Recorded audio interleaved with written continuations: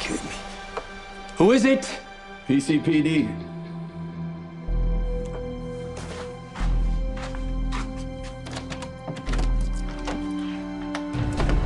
Jim Harvey? That's right. What's this all about? I'd like to ask you some questions about Andrew Kane and Franco Baldwin. Look, you're wasting both our time.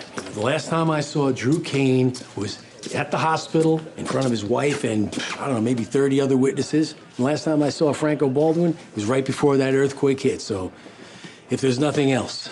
There's one thing. Do you recognize this ring? No. Was there a reason why I should? It was recovered from your motel room. This was found in my motel room. Well, that is news to me. Do you know what it was doing there? Can you prove that it was there? I mean, unless you had a warrant to search my room. No warrant.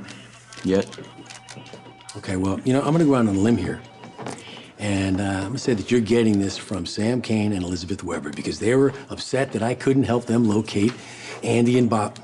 Sorry, Drew and Franco. I still think of them as the names they had when they were kids. Wait, so you're admitting that they came to see you? Why deny it? I've got nothing to hide. I mean, they came to my motel room because they were worried. I couldn't help them. Now, as for that ring, I think you should question Sam a little more closely about where it came from. Do you have a theory? Well, all right. I understand that the return of Sam's previous husband has had a traumatic effect on Drew. You know, maybe caused some marital difficulties. And Bobby and Elizabeth, it appears that their wedding has been postponed.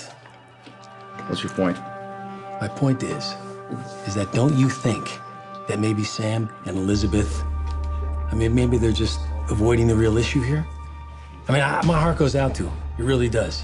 But I am not going to take the fall because of their marital problems. Now, their men walk out on them. They need a relationship counselor, okay? Not the police.